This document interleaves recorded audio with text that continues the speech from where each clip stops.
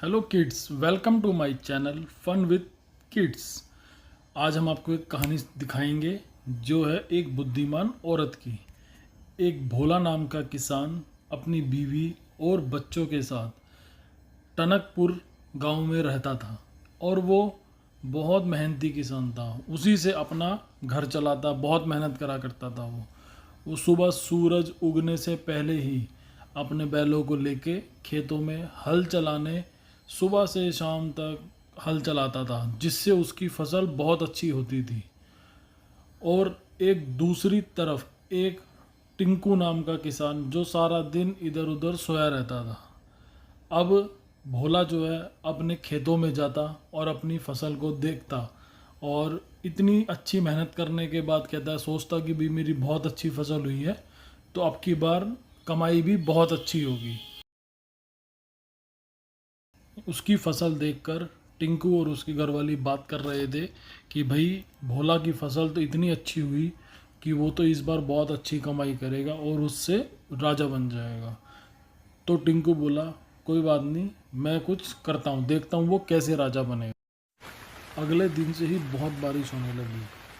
तो भोला की पत्नी ने भोला को उठाया और बोला कि आज सुबह से ही बहुत बारिश हो रही है, मुझे ऐसा लगता है कि हमारी फसल खराब ना हो जाए।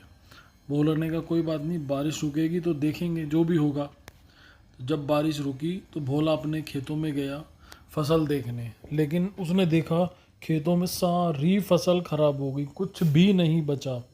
फिर वो घर आकर के उसने अपनी पत्नी को कहा कि भाई हमारी तो सारी फसल खराब हो गई। तो उसकी पत्नी बोलती, कोई बात नहीं, जो हुआ उसको तो बदल नहीं सकते, चलो आगे देखते हैं कुछ। तो भोला की पत्नी ने कहा कि मैं, तुम्हें पता है कि पापड़ बहुत अच्छे बनाती है, तो मैं कुछ पापड़ बनाती हूँ, तुम उनको गांव में जाकर बेच कर आओ। भोला सिर पर टोकरी रखकर गांव में पापड़ बेचने चला गया और शाम तक घूम कर वापस आया। तो उसकी पत्नी ने पूछा क्या हुआ, तो उसने कहा मैंने सारे पापड़ बेच दिए। भोला के पापड़ बहुत अच्छे थे। तो उस गांव के मुखिया ने भोला को अपने घर बुलाया और भोला से कहा कि मेरी लड़की की शादी है, तुम मुझे 100 पापड़ 4-5 दिन बाद दे देना। यह सुनकर भोला बहुत खुश हुआ और उसने कहा, ठीक है सेठ जी, मैं 3-4 दिन में आपके घर पापड़ पहुंचा दूंगा।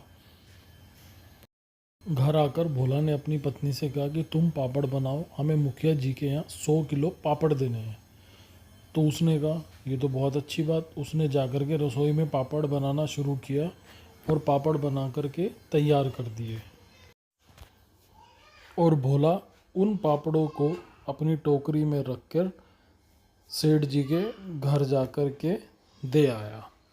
और उसके बाद सेठ जी के पास जा कर के, सेठ जी मैंने आपके यहाँ पर सारे पापड़ दे दिए। सेठ जी बोले, बहुत अच्छा किया तुमने। इस कहानी से हमें ये शिक्षा मिली कि हमेशा हमें एक दूसरे की मदद करनी चाहिए।